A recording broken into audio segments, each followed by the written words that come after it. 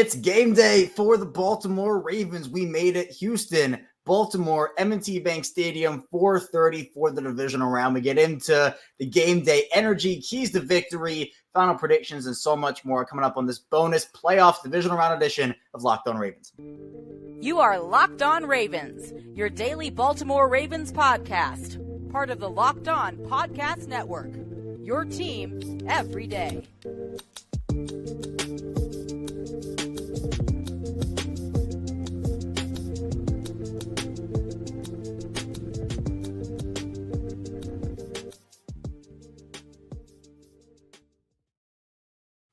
Welcome into another edition of Locked On Ravens, your daily Baltimore Ravens podcast. I'm your host, Kevin Oestreicher of Ravens Wire, coming to you from the Locked On Podcast Network, your team every day. Thanks so much for being here, making Locked On Ravens your first listen each and every single day. Free and available as always, all podcasting platforms. That's video form on YouTube, audio form, wherever you get your shows. 5 days a week. Plus bonus content like this here today. We do live shows. We'll be going live later today after the game. Hopefully be talking about a Ravens win. So subscribing, liking the video on YouTube really helps out a ton. It helps grow the community here on Locked On Ravens. Same thing in audio form. Listening over there helps grow that community too. Same show, both audio and video for Ravens news, analysis, updates. Tell a friend, tell a family member. Really excited to continue growing this show. Hopefully on a long Ravens playoff run, right? Today's episode of Locked On Ravens, this bonus episode is brought to you by Prize Picks, the easiest and most exciting way to play daily fantasy sports. Go to prizepicks.com/LockedOnNFL. Use code all lowercase LockedOnNFL for a first deposit match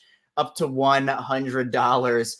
This episode kind of came to me on a whim a little bit because, usually, again, this is Monday through Friday on Locked On Ravens. We have been doing some bonus content on the weekends these past couple of weeks. But, again, I was just kind of sitting around and I thought, you know what? How many times do we get a game day playoff atmosphere with the mood and the vibes? And I just thought I'd come on here and talk about it a little bit. I think as we kind of gear up and get ready for this game, maybe you're listening or watching this after the game, so maybe all this energy was worth it. Maybe it was not. I don't know. But there's a lot of excitement. I mean, I'm fired up for this. I know the Ravens are, the fan base is, the city is. This is what you look forward to all season. This is why you grind through that 17-game regular season now to have the honor, honestly, to go play for something like this, to go play in the playoffs. And all the Ravens need is a little 3-game win streak. So we'll talk about game day, the atmosphere, the vibes right now, and also, of course, get into some keys to victory for the Ravens, some final predictions I have for the game all across the board, and also playoff energy, right? Because it's a notch up, right? Many notches up for regular season versus playoffs. So, I mean, this is exciting. We know what the Ravens, their reputation recently in the playoffs has been. We know the reputation surrounding Lamar Jackson. This is an opportunity for everybody. This is an opportunity for everybody on this team, whether it's players, coaches, everybody, to kind of, I don't want to say rewrite history because I know everybody's talking about 2019 and what 2019 was. And honestly, this might just be my thought process. I've kind of said this throughout the week on Locked On Ravens. But in terms of 2019, I think a lot of this divisional round, whether it is anxiousness or nervousness, and there is a little bit of that, I think playoff games in any sport, right? It's a mixture of excitement, nervousness, anxiousness, being fired up. It's all these emotions coming into one. And you're just ready for it. You're ready for the game to start. Can't wait any longer. That's kind of where I am right now, just kind of talking through things. But back on track, 2019, it's divisional round, all these high expectations. The Ravens were the best team in the NFL that year in the regular season. And then obviously it all comes crashing down. Now, I think the divisional round is kind of that same thing, right? Best team in the NFL in the regular season. They get the bye week. They rest, et cetera, et cetera. It kind of has that same feeling to it, but I think it's different this year. I mean, again, what I've said all week is this Ravens team compared to what they were in 2019. I mean, you have to look at it from a couple different perspectives. As I've talked about, that Ravens team was really, really young in 2019. Lamar has grown up as an NFL player since then. Guys have gone through experiences, and sometimes you have to have that failure. You look back on that 2019, it's motivation for you if you're the Ravens. It's motivation for Lamar Jackson and Ronnie Stanley and Marlon Humphrey and John Harbaugh and all those guys who were a part of that team. And look, the majority of the players from that 2019 team, they're gone, right? You have new guys coming in, new blood comes in, and that's just what happens over the course of cycles. And, we're in 2024 now. 2019, 2020 was a long time ago. But if the Ravens win this game, I feel like a lot of that nervousness and that energy, it's like almost getting over the hump, right? It's okay. The rest versus rust factor, they did it. They've played a playoff game. There's no more rust in that anymore because you've played the playoff game, right? Getting past the divisional round. Lamar's first AFC championship game, the first AFC championship game in the city of Baltimore, which is crazy to think about. You kind of get over all of that if the Ravens win this game. And look, am I expecting a little bit of rust to start this game? I wouldn't be shocked, but I don't think that it's going to be continuous where, again, in 2019, the Titans went up in that game and the Ravens could never recover. This team is more equipped than in 2019 to play from behind. This team is more battle-tested than 2019 was. You want to look at a track record? Go back to 2019 and look at some of those games. All season, the Ravens, in that midst of the 12-game win streak they had, 2 of those games I look back on and say those were tested games, or the Ravens were tested. That 49ers game and that Bills game. Those were the 2 games. Really, every other game, they were blowing out teams by 30, by 40, dancing on everybody. And it's just different this year. We don't see a lot of that dancing. We see, cool celebrations, funny celebrations, but it's more of them being locked in on the sideline, right? What did Lamar say? Stay locked in when the Ravens go up by 20, 30. In 2019, not that it was wrong or anything. It's just a different mindset. They were dancing on the sideline and having all that energy. It's a different type of energy. I'm not saying one is worse than the other, but they're just different. And I think it's, it's not time to play around, right? And not that they were quote unquote playing around in 2019, but you see how locked in Lamar is. You see how locked in Roquan Smith is. And they have everybody in that locker room, players, coaches, personnel, whoever it is, everybody on the same wavelength. So they know what's at stake. And if we kind of transition a tiny bit into some of the game stuff with the Texans, I've said this all week. If you've been listening to me every day, you've heard me say it. If it's your first time, and it's going to be your first time, obviously. If it's somewhere in the middle, maybe you caught it, maybe you didn't.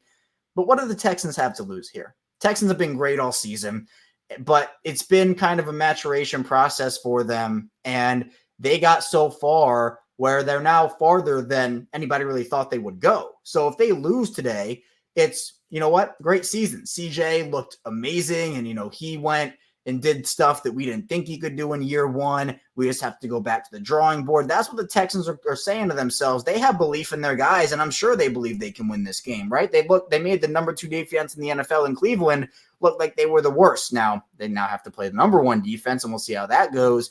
But the Texans in this game have nothing to lose. If they win, their Cinderella story continues. If they lose, they are more than happy with how their season went. If the Ravens lose, they have everything to lose in this, right? If they lose, it's another loss for Lamar Jackson in the playoffs. He moves to 1-4. Those narratives would be unbearable for years until he at least got back next year. And then you have all the questions about, well, if not now, when, right? Because this year, there's not going to be another year like this. You have to get it done now. And I'm not saying that the Ravens will never sniff the playoffs or sniff the Super Bowl again after this year, but this is the last chance to get it done with this group. You're not going to have Justin Madubuike on a rookie contract anymore. You're not going to have Patrick Queen on a rookie contract anymore. There are a lot of free agent questions. Now, I trust Eric DeCosta enough based off what he did this year and the track record he's had that he can rebuild a team. And I'm not saying it's like a full rebuild in anything, right? You have Lamar Jackson and really, really good playmakers. But some of these guys who are going to be free agents have been really key for them. And the reality of the situation is not everybody's going to be able to get Brock back. This is a special team. This is a special, special team we're watching here. And the city realizes it. Obviously, the team realizes it too. This team has the potential to go down as one of the greatest teams that we've seen in this franchise's history based off of regular season success. And if you can move to the Super Bowl and you can win that big game, it just answers so many questions. It's a sigh of relief for so many.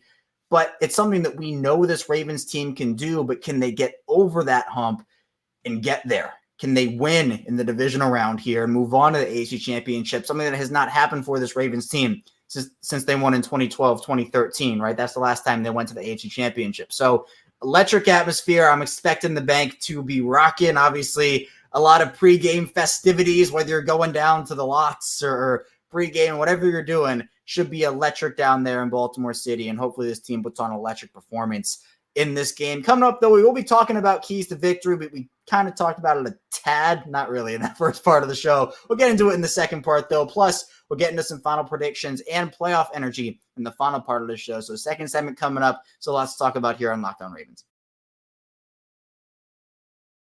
First, this episode is brought to you by eBay Motors. In passionate drive and patience, what brings home the winning trophy is also what keeps your ride or die alive. eBay Motors is everything you need to maintain your vehicle and level it up to peak performances, from superchargers, roof racks, exhaust kits, LED headlights, and more. Whether you're into speed, power, style, eBay Motors has got you covered. With over 122 million parts for your number one ride or die, you'll always find exactly what you're looking for. And with eBay Guaranteed Fit, your part is guaranteed to fit your ride every time or your money back. Because with eBay Motors, you're burning rubber, not cash. All the parts you need at the prices you want. It's easy to turn your car into the MVP and bring home that win. Keep your ride or die alive at ebaymotors.com. Eligible items only. Exclusions apply. eBay Guaranteed Fit only available to U.S. customers. This episode is brought to you by FanDuel Sportsbook. The NFL regular season is wrapping up, but there's still time to get in on the action with FanDuel, America's #1 sportsbook. Right now, new customers get $150 in bonus bets, guaranteed when you place a $5 bet. There's $150 in bonus bets, win or lose. The app is super easy to use, and there are so many different ways to bet, like live same-game parlays. You can find best in the Explore tab,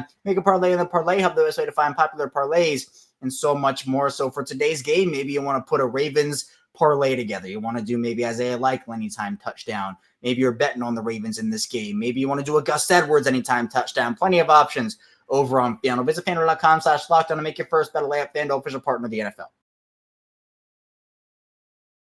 We're back. It's our second segment of Locked On Ravens. Kevin Oestreicher still talking with you here as we look forward to the Baltimore Ravens and Houston Texans facing off in the divisional round. A game day bonus episode here for you. Again, how many game day episodes are we going to have where it's playoffs, playoff atmosphere, big stuff on the line for the Baltimore Ravens? Just kind of taking, my thoughts on the emotions, taking everybody through the emotions of leading up to today's game, the excitement, the nervousness, anxiousness, being fired up for it, all those emotions kind of together into one here. And I think it's valid, all those, based off of what's at stake for the Ravens. And look, the Texans are playing on fire right now. They're an on-fire football team. Now, the Ravens, they were the hottest team in the NFL before the playoffs started. Now, obviously, they didn't have to play last week, but when looking at some keys to victory for the Ravens, there are a couple I want to start off with. And I think the first one is to just limit mistakes. Limit mistakes if you're the Ravens.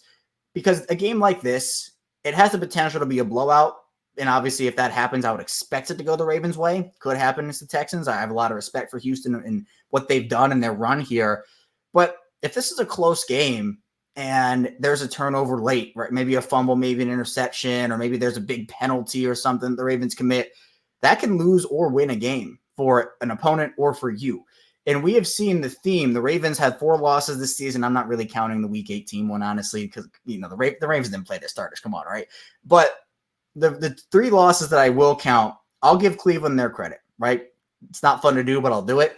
Cleveland beat the Ravens in that game. But you look at the Colts game, the Ravens beat themselves in that game. You look at the Steelers game, the Ravens beat themselves in that game. You cannot beat yourself in a playoff setting, right? It just can't happen. The execution has to be on point. And we have seen them.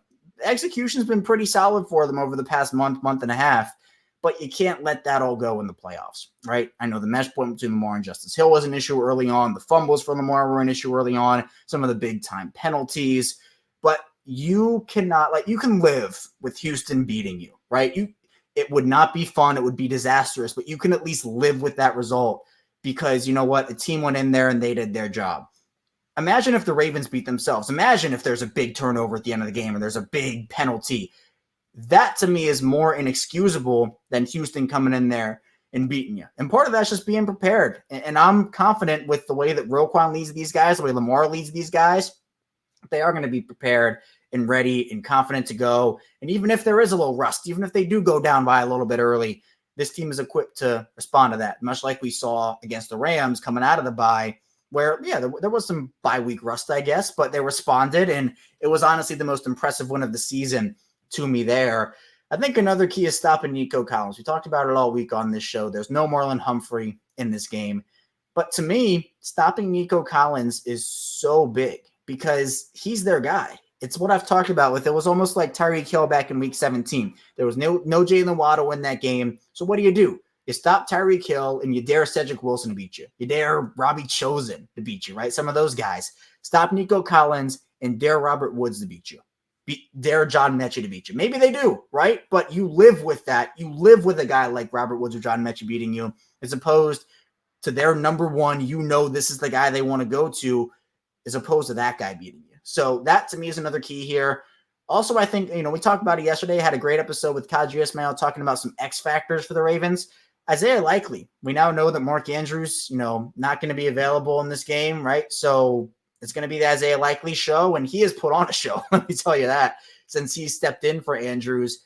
Likely's going to have to step up big, and I think for Baltimore here, you have to figure out a way to get him involved early and get him going, because then you have to put more attention. You have to maybe put a safety over the top, spying him, or move a linebacker over, and that will open up rushing lanes. That will open up other opportunities for receivers. It's big. I mean, other X factors, Odell Beckham and Zay Flowers, Rashad Bateman, right? All these guys, I mean, it's going to be so big for them, especially when I think that you can exploit Houston's run defense a little bit, because they do have smaller linebackers. And I think it could be enticing if you run those big boys up there. I think with the physicality that Gus Edwards is going to show, some of the burst Justice Hill has, fresh legs in Dalvin Cook, it could all work out for the Ravens really, really well. Now, for the Ravens, defensively, another key I want to point out here is just getting to C.J. Stroud. In that first game against the Texans, Lamar, he was sacked 4 times. C.J. Stroud was sacked 5 times. So I think even just both offensive lines versus both defensive fronts is going to be really key here, because I think that we've seen, again, it's a different CJ Stroud, it's a different Texans team. It's also a different Lamar Jackson and a different Ravens team.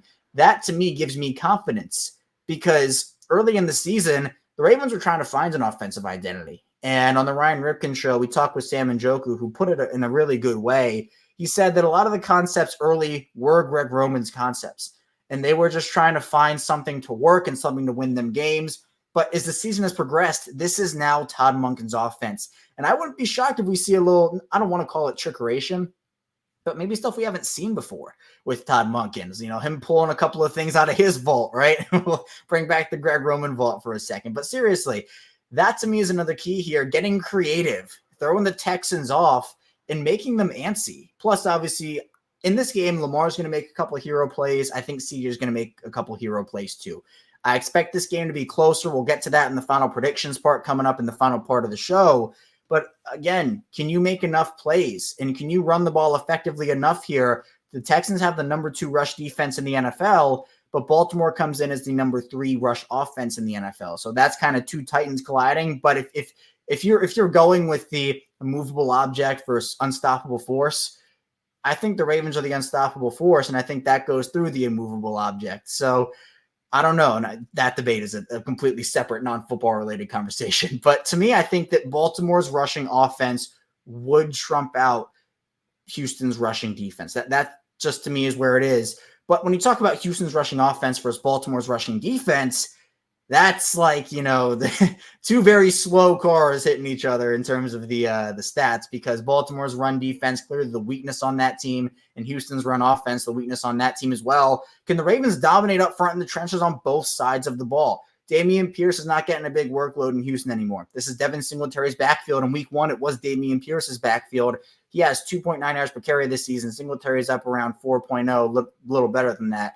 So that to me is going to be big. Stop Houston on early downs, make them go into 2nd and long and 3rd and long situations in red zone defense. This Ravens defense has been a top red zone defense all season long, because there are those plays, right? A team will hit a 40-yard big pass play. There'll be a 35-yard rush. It'll get down to the Ravens' 15 or 10-yard line. That ends in a field goal almost every time, because their red zone defense, their defensive mantra is bend but don't break, and we're going to limit you to a field goal or a punt every single time. That's what they want. And if that happens, the Ravens offense, the way they're clicking right now, I'm more than confident the Ravens can win 3 straight games with that formula. So gotta execute it. Obviously, nothing here is given. Everything is earned, right? You got to go out. You got to earn this if you're the Ravens. But I'm excited for it, because even offensively, another key thing for me is working the middle of the field. Mark Andrews, he's your best middle of the field presence.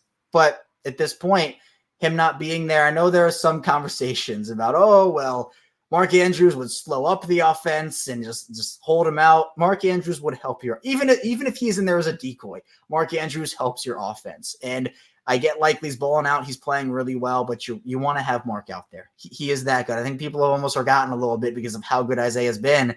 You want to have both those guys out there. I mean, you can line Isaiah up out wide. You can line him up in the slot. You can put 2 tight ends out on the field and not have necessarily 2 tight end sets, I guess, if you want, 2 guys in line. But I'm excited for this game. I mean, the energy is going to be through the roof. And coming up, we'll talk about that energy. We'll get into a few more keys, plus final playoff predictions. Stay tuned for that. A lot to get to on this bonus episode of Locked On Ravens.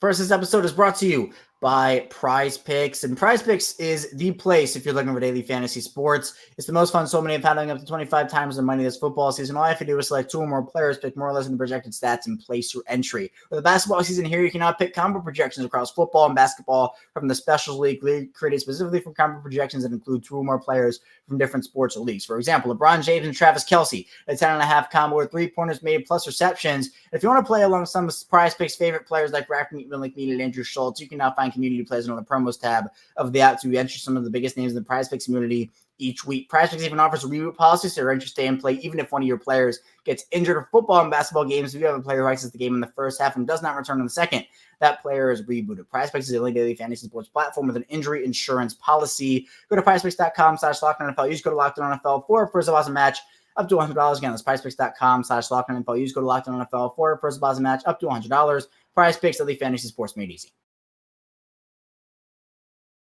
We are back, Locked On Ravens bonus episode, divisional round game day episode here. And we're talking Ravens as we always do. But again, playoffs, it's just a special atmosphere. So really appreciate everybody who's tuning in before the game. And if you're listening after, obviously you'll know if my keys to victory and predictions were right or not because the Ravens either won or lost. So really appreciate everybody tuning in. Be sure to subscribe to the channel, follow along in audio form as well. It really helps us grow our community, puts this in front of more Ravens fans, NFL fans. If you're a Houston fan, welcome in here to the show. I know it's not the angle you want necessarily, but it's a different angle. So, and I really value whether you're a Ravens fan or you're not a Ravens fan, you're tuning in with me here, liking the video on YouTube, listening in audio form. So expecting a really good game, have a lot of respect for what Houston's done in the run they're on, but obviously have a lot of respect for what the Ravens have done pretty much the entire regular season. So it's different. Playoff energy is different. You get up for the game. You're not allowed to have a bad game. What happened to Dallas against Green Bay? They're unbelievable. Hadn't lost at home in more than a season, I think, is the stat. And they have one bad game and their season's done. So it didn't matter what they did in the regular season. Didn't matter because it's the same thing here with the Ravens. It's like what we saw in 2019. The reason we don't talk about 2019 the way that we want to, the way that we would have liked to that season was because despite how good of and historic that regular season was, the playoffs were a massive disappointment. And now everybody just wants to leave that in the past. It's not a chance to rewrite history. It's a chance to add another chapter that will hopefully do its best to erase everything that happened. Because look, you're talking about Lamar Jackson and the narratives and the goalposts for him have been moved. And it hasn't been fair to him, right? He had to stand up on that podium at the combine. I repost this video every combine. And he was asked, well, Lamar, are you going to switch to wide receiver? How would you welcome being a dual position player? And he respectfully, and I give him credit, I don't think I would have been as respectful as him. He said, I'm a quarterback. I'm here to play quarterback. Respectfully, I'm a quarterback. And he's had to face those questions for far too long, even after winning his first MVP unanimously. He's going to win a second one in a couple months here. I guess a couple weeks, honestly, here.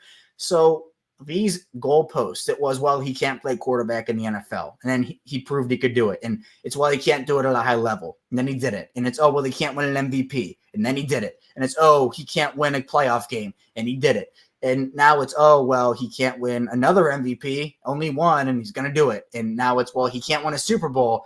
And hopefully he's on his way to doing that. But even if Lamar does win a Super Bowl, well, we know a couple of things. One, he's going to change his number to number 1. He said that on the lounge a couple of years ago where he wants to win the Super Bowl in 8, then change to number 1, and then do it all over again in number 1. So we'll see.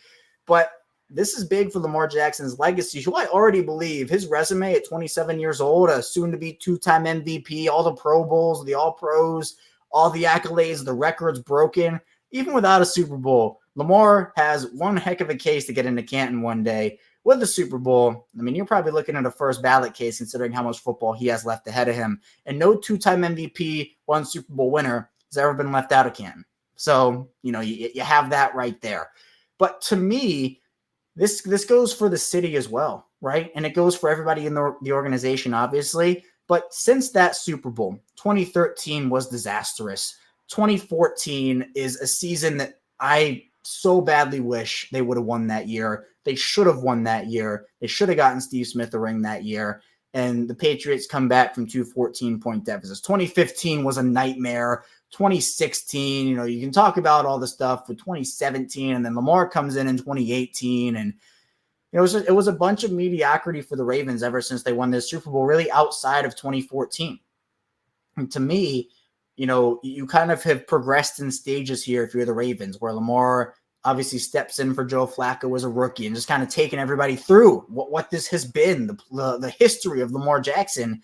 Lamar steps in for Joe Flacco after their bye week. He goes 6-1 as a rookie, and they lose in the wild card round.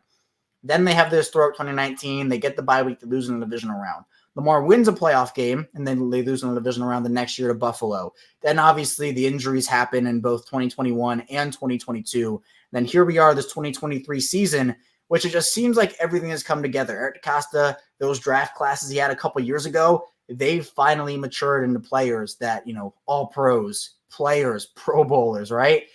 And then on top of it, you have a draft class in 2022 and 2023 where you're getting contributors, right? Immediate all pros, Kyle Hamilton and Tyler Linderbaum is a Pro Bowl guy, right? And then you have Zay Flowers coming in as an instant impact player, as a first round rookie. Seems like the Ravens are really, it's not only about building for 1 year, right? 2019 is not just about building for 2019. 2022 is not just about for building 2022. It's about having a plan for the present and a plan for the future. And Eric DeCosta and his staff and the Ravens have done a really great job of that. But now you have to execute on that if you're the Ravens for 3 more games. 3 more games it is for this fan base, for this city, for themselves, for the people they play with. We know Lamar wants to win, right? But his motivation is not just about himself. He wants to win for his teammates. He wants to win for the guy next to him. Lamar is such a selfless guy. And I really want him to win it for him, but he wants to win it for everybody else. And that to me is what I think makes Lamar such a good story and someone you have to at least respect. Even if you're a fan of a rival team and you don't necessarily like Lamar, which again, I wouldn't necessarily understand, you still got to respect what he's doing here and the greatness we've seen. But some people, Bill Polian, for example, maybe that name ring a bell, both in the past and in the present here, are so stuck in the past that they are not witnessing what Lamar is doing. They are not appreciating what Lamar is doing. And Zach Bollinger, shout out to Zach, he said this on the Ryan Ripken show, when we were talking about Lamar on there. He said that people aren't going to appreciate Lamar until he's done playing. And Kimberly Martin said somewhat of the same thing on ESPN. It's true. People aren't appreciating Lamar. They're not appreciating this Ravens team because, Lamar's not quarterbacky enough. And, all these things have been thrown at him all season with Mike Flores and all this craziness. It can all come and round into one full circle moment where he is raising that Lombardi trophy. And boy, do I hope he gets it, because so many narratives about him, about the Ravens would be crushed, but they've earned it. They've earned it in the regular season. But you got to earn it now. This is where you earn it, right? Regular season means nothing. It's one game at a time. Anything can happen in these playoffs.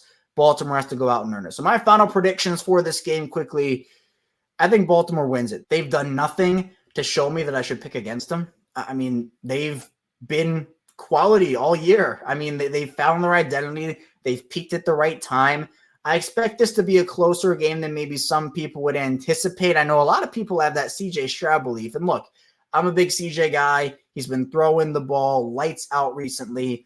But I think in that, whether it's a weather advantage, I'm not putting too much stock into it. But M&T Bank Stadium being as loud as I feel like it's going to be, and the fact that Baltimore's defense has been lights out all season, I think this is going to be, I said it, I'll stick with it, 28-17 or 28-19 is how I'll view this one. So not a blowout, but not necessarily a down-to-the-wire game. Maybe the box score is a little closer than the actual game is, but I'm thinking the Ravens advance to the AFC Championship and take on one of the Buffalo Bills or Kansas City Chiefs. So get ready for the game. If you're listening to this beforehand, I hope this is a good one. If you're listening to it after, then again, you'll know if I was right or wrong about everything. That's all I have for you here today on this game day edition of Locked On Ravens. This was fun. Hopefully I'll be able to do another one next week when we're hopefully talking about the AFC Championship game. Be sure to subscribe, follow along. We will again be live right after the game. So when the game ends, we'll be on here maybe 30 minutes, an hour after the fact, doing an instant reaction episode to it.